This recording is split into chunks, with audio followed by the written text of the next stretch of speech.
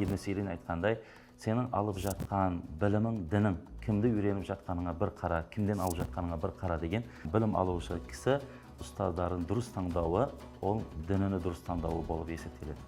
Исламбек Ташниязов, Шымкент қаласы Ибрагим ата мешітінің имамы, Аль-Азхар университетінің түлегі.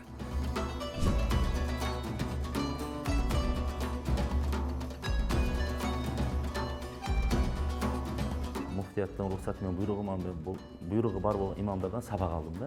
Мен Ихлас медресесінде сабақ алдым. Ихлас қарилар дайындау орталығы қазірде бар. Білім, бірінші реттен білім ұстаздың алдында алынады. Қай мемлекетте өмір сүріп жатқан болса, сол мемлекеттің ғұламалардан білім алуды талап етеді.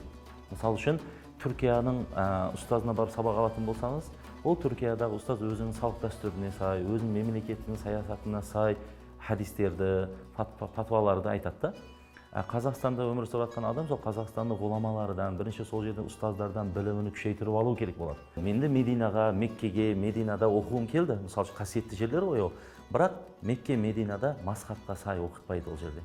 Кейін мен ойландым, ертең ол жерде оқып, теріс нәрсені үйреніп, қате нәрсені үйреніп, одан кейін келіп дінге қызмет етпей жүргенімнен көре, одан көре мен келісімі бар болған, мықты болған, сол Мысыр еліне барып оқиды. Сондай барғанымда мен қуандым. Ол жерде сразу кіргенімізде бізге айтты, сен қайсы елден келдің? Қазақстан Ханафи мазхабын ұстанады, сен сол факультетке кір деп бізді Ханафи кластарға тықты. Муфтият келісумен барғаннан кейін ол жерде сізді танымал күтіп алады, өзінің стипендиялары болады, жатып оқитын орындарды сразу ажыратып береді.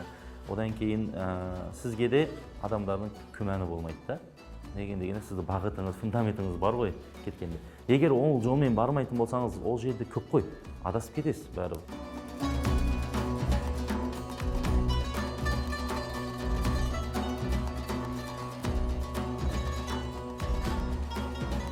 Құрандан, хадистен, сахабалардан, қиястан, одан ішінде ғұрып дәстүрден, салық дәстүрден дәлел алынады.